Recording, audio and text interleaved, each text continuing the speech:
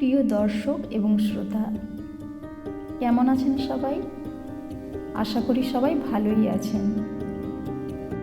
আবারও আজ ফিরে এলাম আরেকটি স্বরচিত কবিতা নিয়ে। আজ সরস্বতী পুজো, তো সেই মায়ের পায়ে অঞ্জলি দিয়ে আজ আমার স্বরচিত কবিতা অঞ্জলি।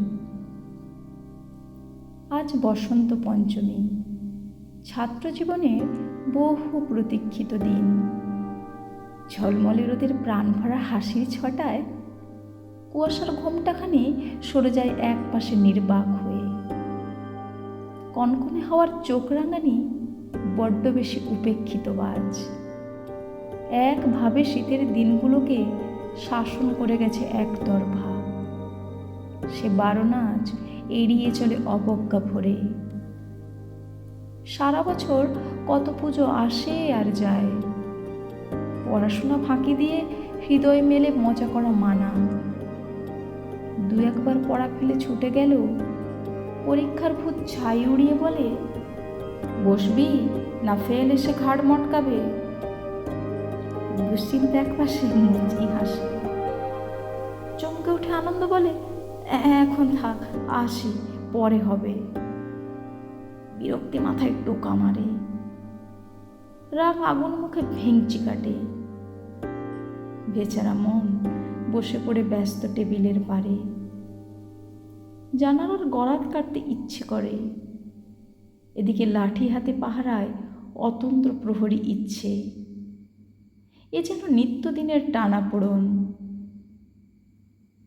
তবে আজ বাগদেবীর শ্বেত শুভ্র আগমনে টানাপোড়নের কাঁটাতারের বেড়া মরিচার ভারে টুকরো হয়ে খসে পড়ে। বিদ্যার প্রাণ তরতাজা হাওয়ার দোলায় শ্বাস নেয় অকাতরে। সাদা হাঁসটার দুটো ডানায় শান্তি আর পবিত্রতার প্রবেশ। পরীক্ষা, দুশ্চিন্তা, রাগ, ভয়, বিরক্তি আত্মসমর্পণ করে পথ করে দেয় আবেগী মনকে। যা ছুঁয়ে আয় হাঁসের ডানা। দেবীর বিনার দ্বারে বাজতে থাকে নিশ্চিন্তের অকপট বাণী। সাদা শাড়ির পাল উড়িয়ে চিন্তা দ্বিধাদ্বন্দ্বের সঙ্গে সন্ধি স্থাপন করে। আত্মবিশ্বাস চোখ বন্ধ করে দেখে, বইয়ের কালো অক্ষরগুলো রাতের তারার মালার মতো ফুটে উঠেছে।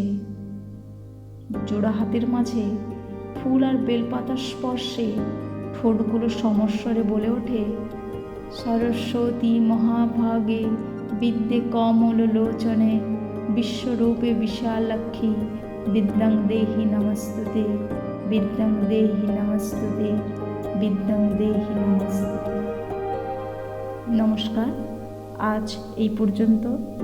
আবার ফিরে আসব অন্য আরেকটি স্বরচিত কবিতা নিয়ে। ততক্ষণ সবাই ভালো থাকুন, সুস্থ থাকুন, পাশে থাকুন এবং শুভ সরস্বতী পুজো।